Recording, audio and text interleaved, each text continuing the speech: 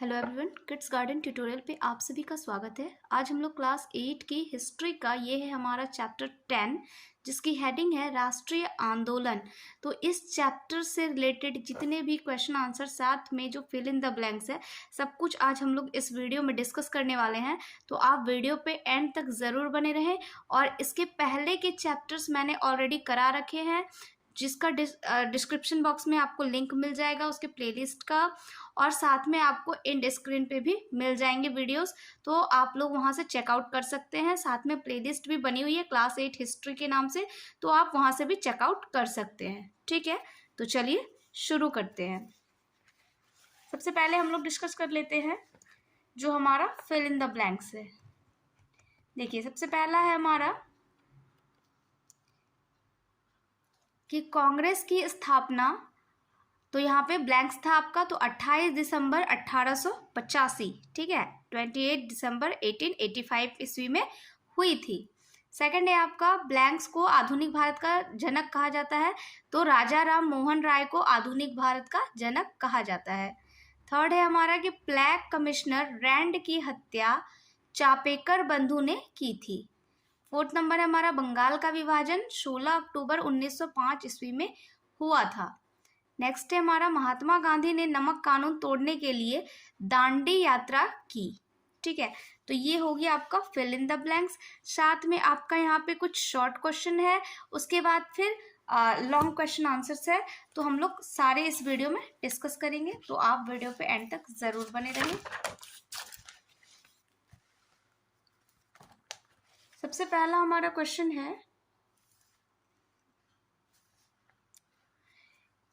कांग्रेस की स्थापना के क्या उद्देश्य थे।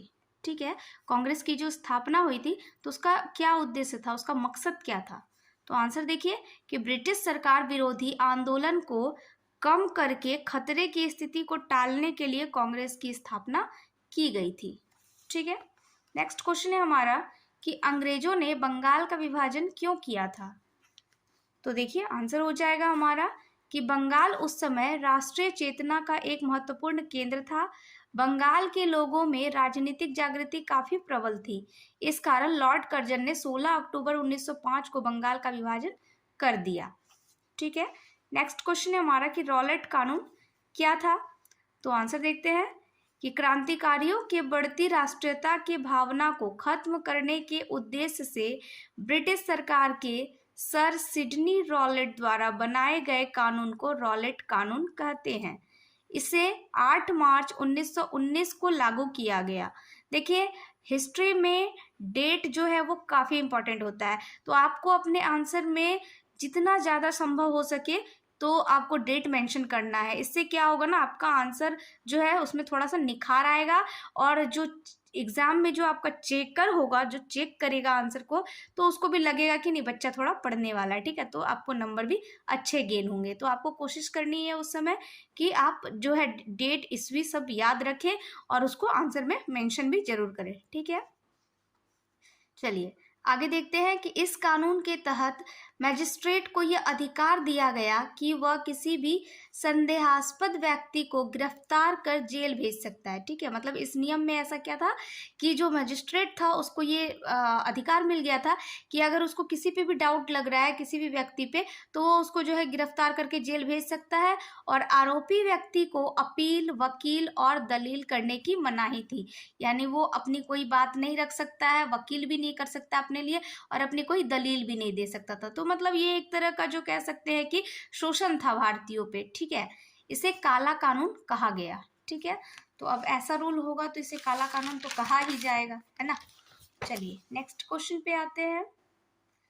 नेक्स्ट क्वेश्चन है हमारा कि महात्मा गांधी ने असहयोग आंदोलन क्यों वापस लिया।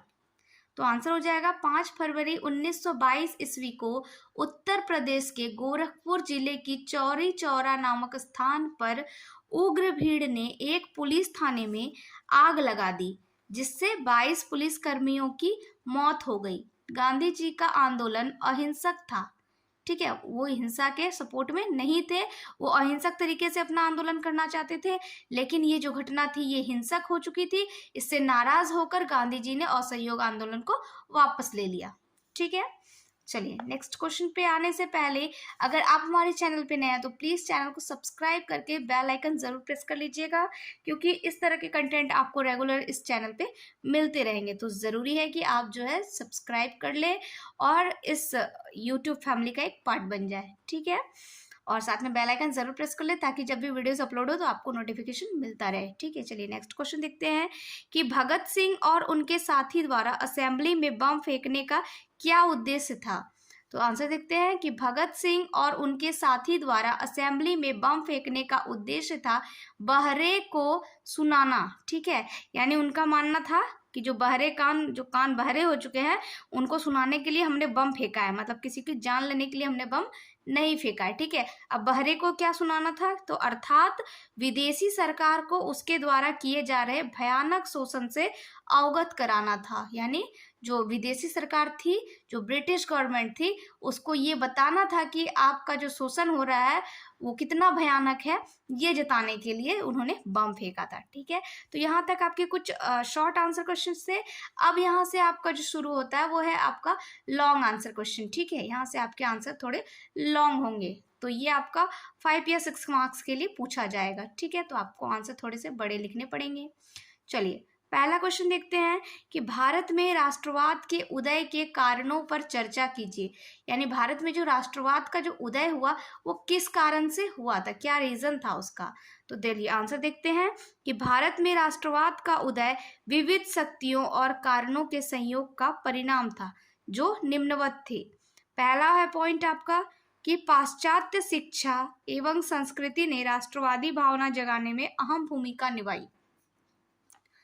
सेकंड है आपका कि समाचार पत्रों, प्रेस एवं राष्ट्रीय साहित्य ने भी राष्ट्रवादी भावना को उभारने में मदद की, ठीक है। समाचार पत्र को पढ़ करके भी लोग जो है राष्ट्रीय भावना से प्रेरित हो रहे थे और उनमें भी जो है राष्ट्र के प्रति भावनाएं जागृत होने लगी थी, है ना।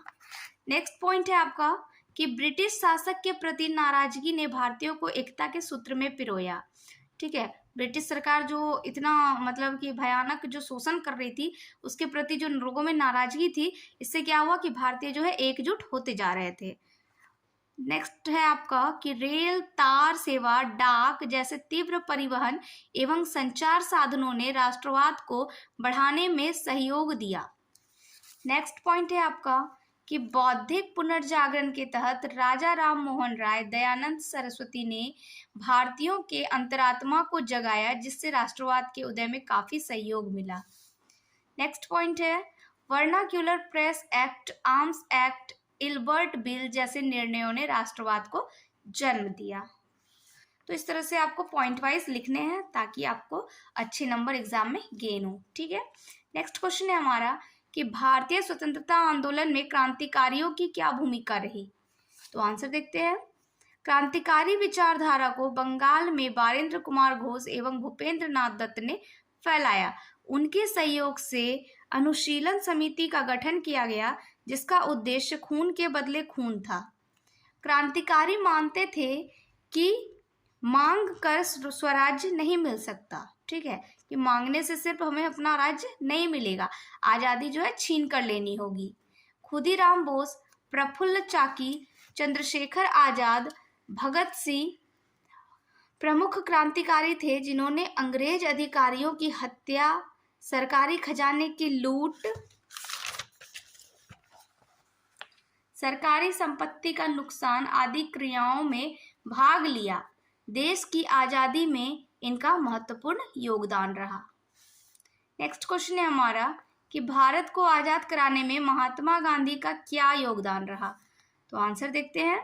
महात्मा गांधी ने दक्षिण अफ्रीका से लौटकर अपने राजनीतिक गुरु गोपाल कृष्ण गोखले के प्रभाव से सक्रिय राजनीति में प्रवेश किया।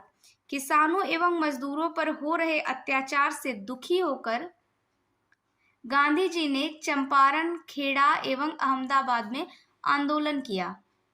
गांधी जी रचनात्मक कार्यों पर जोर देकर आम जन को आंदोलन से जोड़ने में सफल रहे। गांधी जी की नीति से आम किसान, मजदूर, अगड़ी, पिछड़ी, पुरुष, महिला सभी आकर्षित हुए और आंदोलन में सहयोग, सविनय अवज्ञा आंदोलन, भारत छोड़ो आंदोलन आदि द्वारा देश के कोने कोने और जन जन तक राष्ट्रीय एकता का भाव बढ़ाने और आजादी के संघर्ष में सहभागी बनाया। इन विरोध आंदोलनों के कारण ही भारत को आजादी मिल सकी। ठीक है, तो जो भी महात्मा गांधी के द्वारा किए गए आंदोलन थे उनका यहाँ पे स्पेशली जिक्र किया गया है। ठीक है, चलिए नेक्स्ट क्वेश्चन है हमारा कि उन घटनाओं पर चर्चा कीजिए जिनके फलस्वरूप पाकिस्तान का जन्म हुआ। ठीक है, आपको पता होगा कि पाकिस्तान जो है वो भारत से ही टूट करके बना है और 15 अगस्त को जैसे हम लोग भारत में स्वतंत्रता दिवस मनाते हैं उसी तरह से जस्ट इसके एक दिन पहले यानी 14 अगस्त को जो है पाकिस्तान में स्वतंत्रता दिवस मनाया जाता है, क्योंकि वो एक दिन पहले आज़ाद हुआ था। तो इस तरीके से तो यहाँ पे रीज़न हमको बताना है कि पाकिस्तान का जन्म आखिर किन परिस्थितियों में हुआ, किन कारणों से हुआ। तो चलिए आंसर देखते हैं। पाकिस्तान का जन्म निम्न घटनाओं के कारण हुआ। फर्स्ट नंबर है आपका कि मुस्लिम लीग ने 1940 ईस्वी में देश के पश्चिमोत्तर एवं पूर्वी क्षेत्रों में मुसलमानों के लिए स्वतंत्र राज्यों की मांग करते हुए एक प्रस्ताव पारित किया।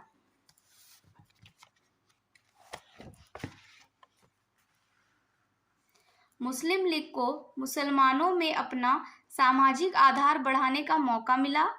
नेक्स्ट पॉइंट है आपका कि कैबिनेट मिशन के प्रस्ताव में मुस्लिम लीग को कम सीटें मिलने के कारण अस्वीकार कर दिया गया और भारत के बंटवारे के लिए आंदोलन तेज कर दिया गया। नेक्स्ट पॉइंट है कि माउंटबेटन योजना के तहत देश का विभाजन कर पाकिस्तान का जन्म हुआ। ठीक है, नेक्स्ट एंड लास्ट क्वेश्चन है आज का हमारा।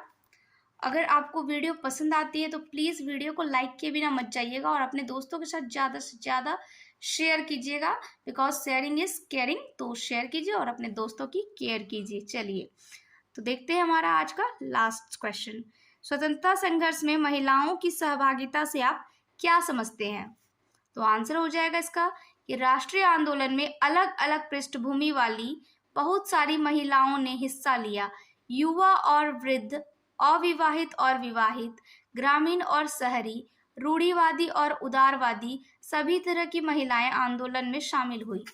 स्वतंत्रता संघर्ष, महिला आंदोलन और स्वयं उनके लिए भी यह हिस्सेदारी बहुत महत्वपूर्ण थी। स्वतंत्रता आंदोलन में हिस्सेदारी के कारण महिलाएं घरों से बाहर आने लगी थी।